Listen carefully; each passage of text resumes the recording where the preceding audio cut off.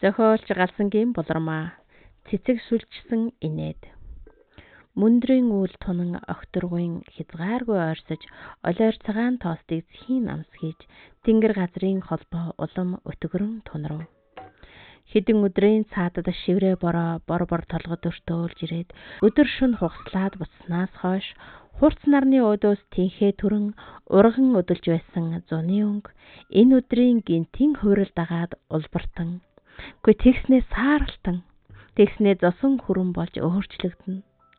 Хэрхийг тэнгэрэл мэдэх хойноо говийн хармаг дэрсний намаг ногоо бут харга нь энэ тэнд зангууч тааралдах байгалийн дунд Сүндрмаа саяхан л жаахан охин тавхайндаа ургас хатгуулчхаад бүдчиж төгтжиж уйлж инээж явдаг 10 хэдэн наснаасаа аль эрт алсарчээ.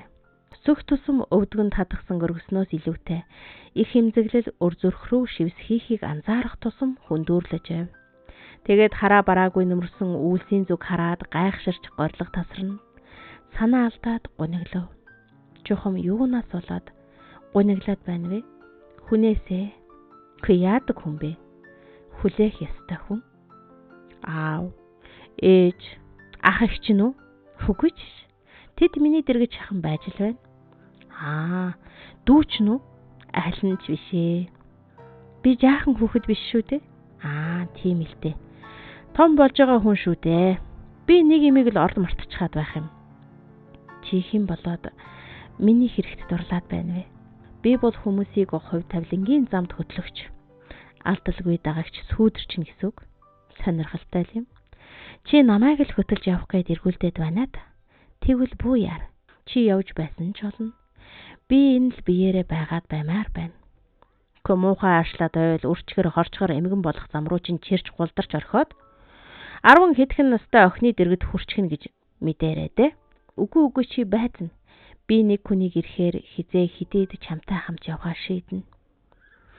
Чиний тавилан миний заасан зөргөөр явах тул чи бүү яарал да.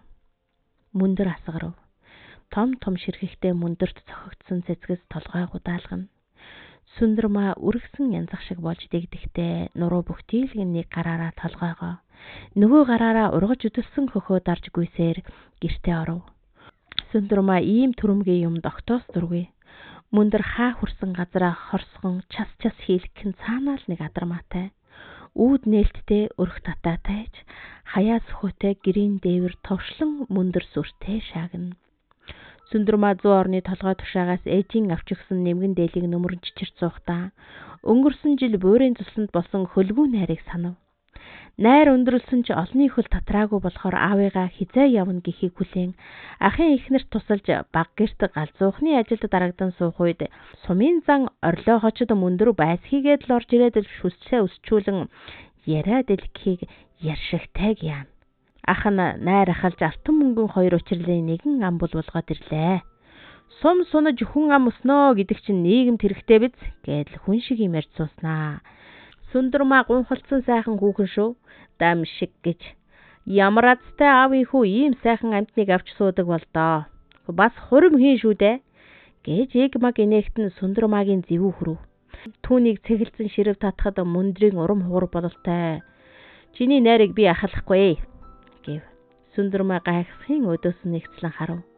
Мөндөр түрүүнээс хойш тэрч хэмсэн гээд байсан тэсгэл нь алдагдаж нэвсрэлдэн босож ирээд Сүндрмаагийн бэлхүүсээр эв хавгүй тэрснээ өөрлүүгээ татан уруул дээр нь үнсчихсэнд Сүндрмаа дорой дуугран бие холдуулж байж мөндрийг алгадаад ав.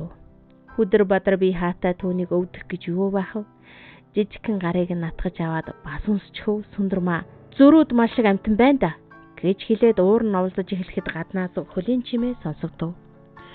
Сүндрмаагийн хөнгөн хөлтэй хээр морны явдал донд бодож явсаар гэртээ ирсэн энэ болсон явдал байсан юм. Мөндөр тэгс хийгээд гинтхэн зогсов. Өдрөө бүхэн ийм ширүүхэн мөндөр орох шинжтэй байх чинь энэ үлс нэг л түргэн нүдэлтэй байна гэж аав хэлв. Маргааш нь Сүндрмаагийн хоньны ээлжтэй өдөр мөндөр орноо гэхдээ болдно. Тэр гинт баяр хөөрт автав. Би цэцэгт хөндий рүү хоноо хариулнаа гэж аавдаа хэлв. Сүндрмаа инээд алдан алаг цэцэгсийг сүлжингүйн.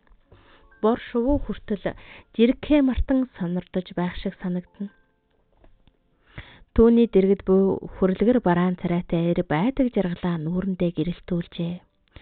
Сүндүрмаа бүсгүйг соронзон мэт татах эвдүү гинэр өөрөөсөө эрен самбаачлна. Яах вэ? Хүн хүнээрээ л байвал боллоо доо гэсээр сайхан хүүхний хормойн салхинд бүдчиж үлдээд хаширсан ирдээ. Одоо би чиний охин насыг хамт үтэлцэх юм шүү дээ. Чи л жаргалтай байвал болох нь тэр. Би энэ бүсгүйн цэцэгшүүлсэн инээдийг түүж зүрхээ дүүргэх ёстой гэж тэрээр бодно. Балчирхан ч гэсэн түүний энэл насыг хүлээж би үн холд залуу насаа үтсэн байх нь. Сүндүрмаа наашаа ирэлдэ. Дэггүйтэж гүгээд л яасан ч сайхан булбраа юм гэж хэлээ тэрээр тэрвэрх гэхэд сүндүрмаа зүгтөнгөө.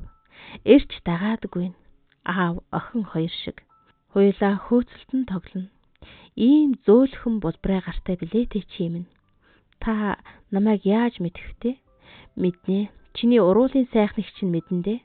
Уруулыг чинь үнсээгүүл би ингэж богтлогдож ахин дахин ирж хөөж туугдаж байх байсан гэж юу? Алив үнсий. Сархад зоголчхоод хүч төрснийг минь уучлаарай. Чи ямар сайхан бүсгүй вэ гэж хэлээд халуун харамслаа. Бүсгүй инээд алдаад зүгтах гэхэд тэрээр тэврэн өөрлөгөө татлаа. Сүндүрмаа нүдэ чилээсэн өдрийн тоогоор үнсэлтээр шагнах их хайранд автав. Энэ өдөр мөндөр орсонгүй. Харин үйлс түргэн нөөж одно.